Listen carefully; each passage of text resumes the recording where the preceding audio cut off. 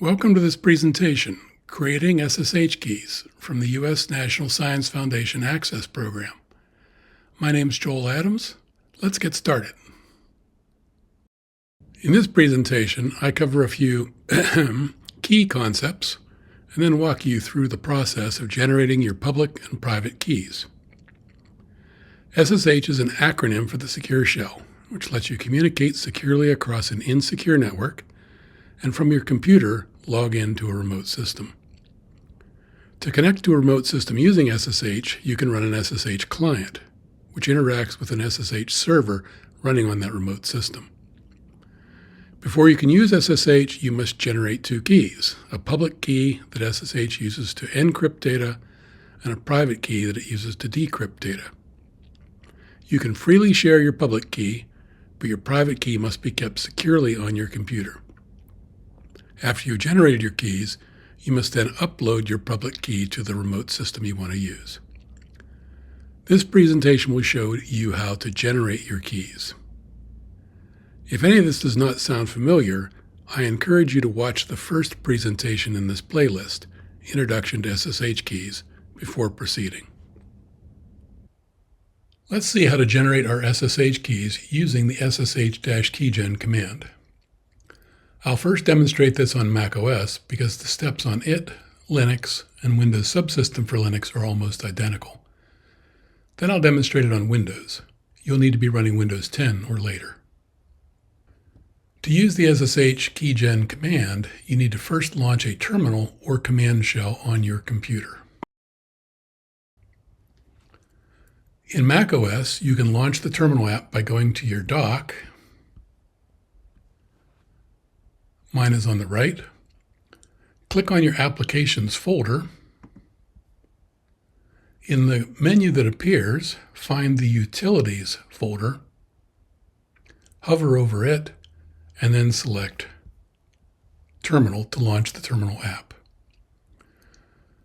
A window should appear on your screen with a prompt, followed by the cursor. That's the terminal's way of telling you it awaits your commands.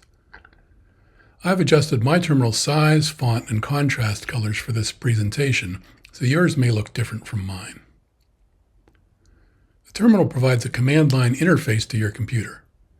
This is a text-based interface that predates the graphical user interface, or GUI, that's more common these days.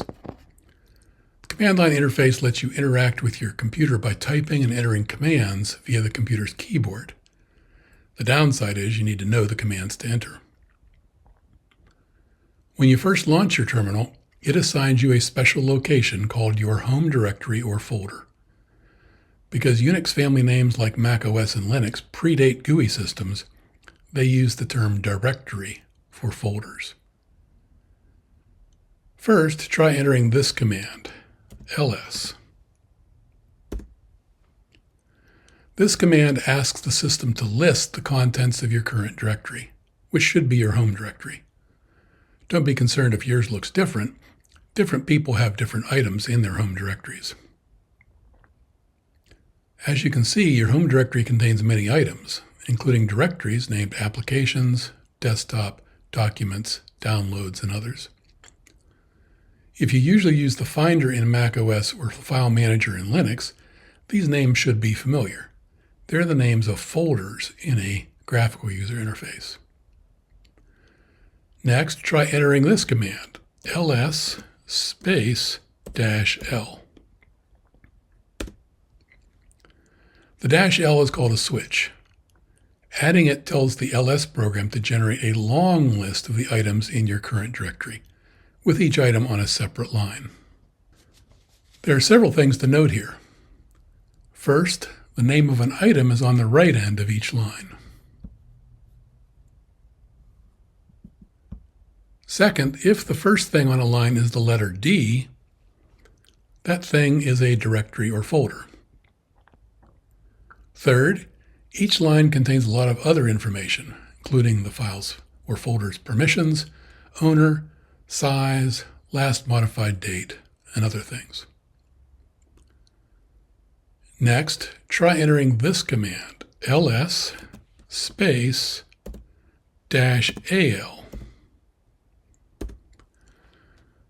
The -AL switch generates a long list of all the contents of your current folder. As you can see, there are many items in your home directory that did not appear before. If the name of an item begins with a dot or period, the operating system keeps it hidden, out of the way, from casual use.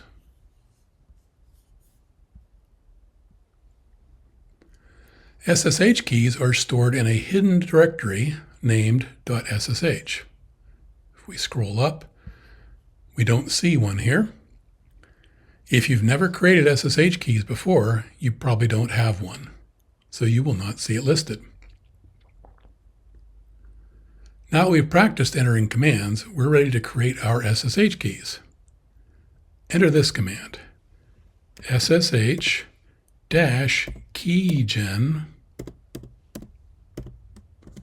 space -t space ed25519.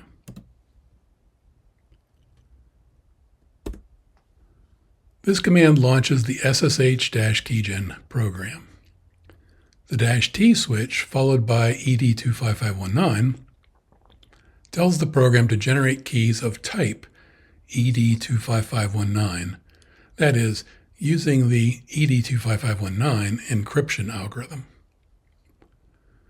The program will respond by asking you what you want to name the files in which it will store your keys. Just press Enter or Return to accept the default file name. If you do not already have a .ssh folder, the program informs you that it's creating that folder for you. Otherwise, it'll just proceed to the next step.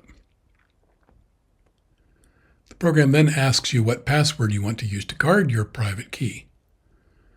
Cybersecurity best practice is to enter a passphrase here, so I encourage you to do that. For the purposes of this video, I'm just going to press Enter or Return, depending on your keyboard. To double check your typing, the program will then ask you to repeat what you just entered, so repeat whatever you just did. The program then generates what looks like a bunch of gibberish, but it indicates that it has generated your SSH keys using the ed25519 algorithm. You can test that this worked by re-entering the command ls space -al. Now if we scroll up, we see a folder named .ssh, and it is indeed a directory. If you then enter the command ls space .ssh, the ls command will list the contents of your .ssh directory instead of your current directory. The ls program should report that .ssh contains two files,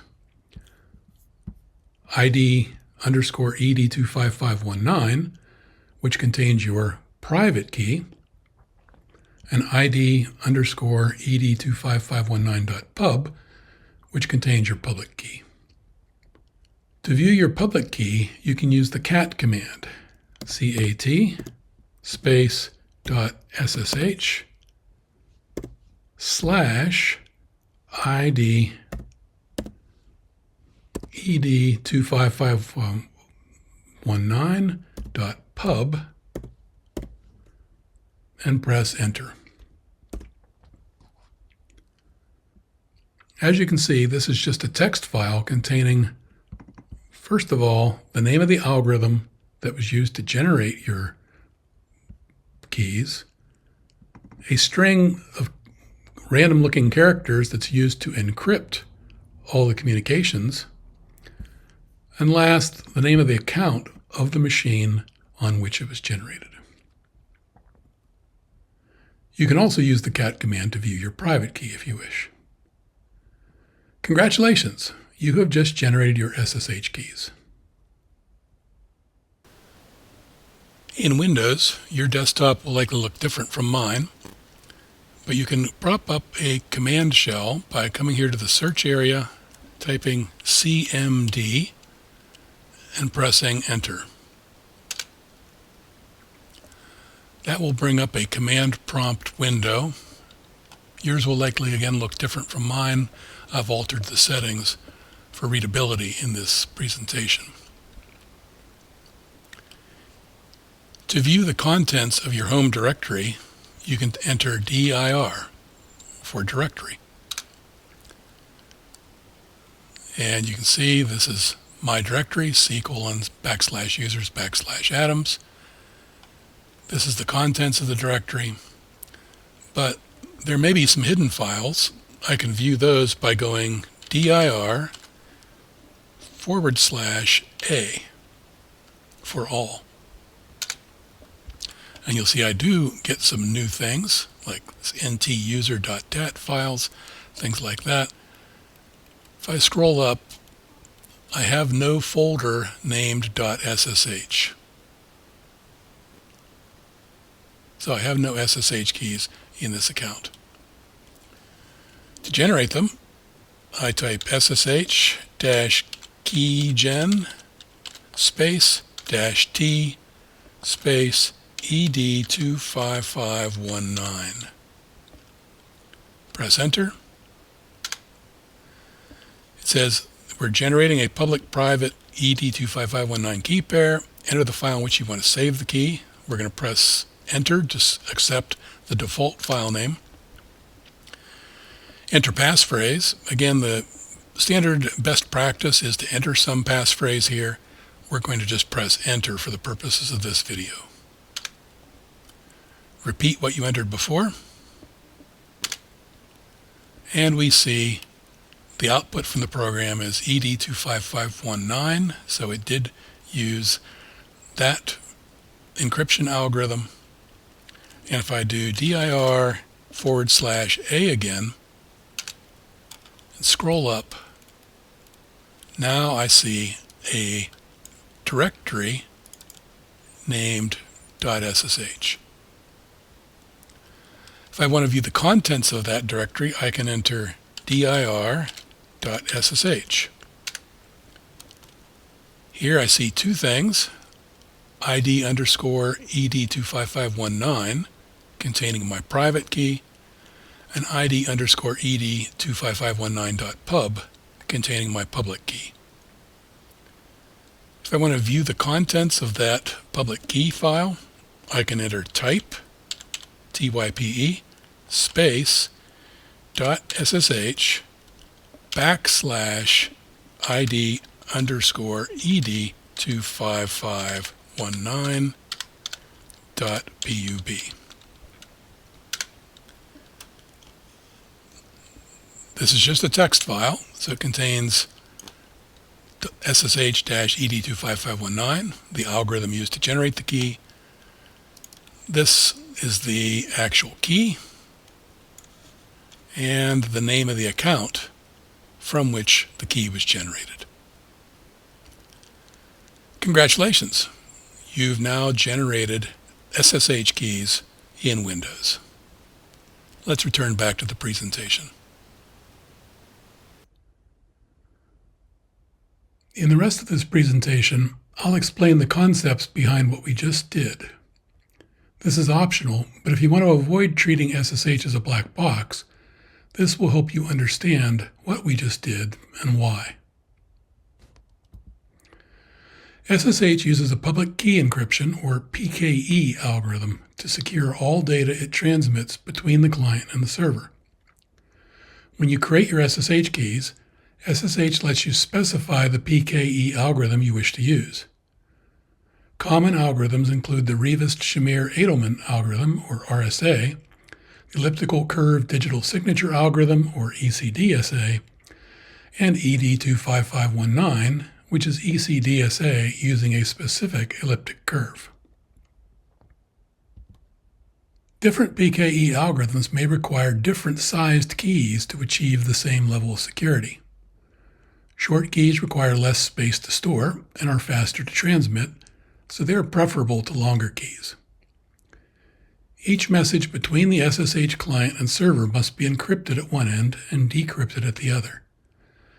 Other factors being equal, short keys take less time to encrypt and decrypt than longer keys. For these and other reasons, Access currently recommends we use the ED25519 algorithm because it uses relatively short keys.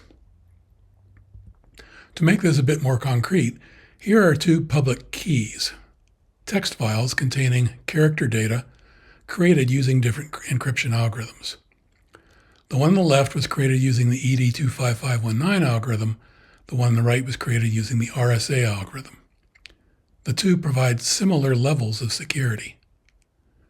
The two keys have some common features. Let's explore those. First, note that the file begins with SSH-, followed by the name of the encryption algorithm, ED25519 on the left and RSA on the right. The beginning of a public key thus indicates the algorithm used to create it. After that is a sequence of characters that looks like gibberish. The algorithm plus this sequence comprise your actual public key, the information SSH will use to encrypt a message. You'll note that the ED25519 key is much shorter than the RSA key, so it takes less space to store, is faster to transmit, and so on. The final sequence in the file looks like an email address, but it indicates the user and the machine on which the key was generated. When you do this, yours will be different from the generic name shown here. This final sequence in the file is sometimes called the comment field, and it's optional, but it's useful. Suppose you want to connect to a remote system from different computers, for example, a laptop at work and a desktop at home.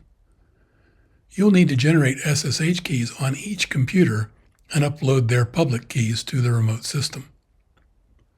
This comment field indicates the name of the account, the username and computer name where the key was generated, so it serves to identify the key's origin.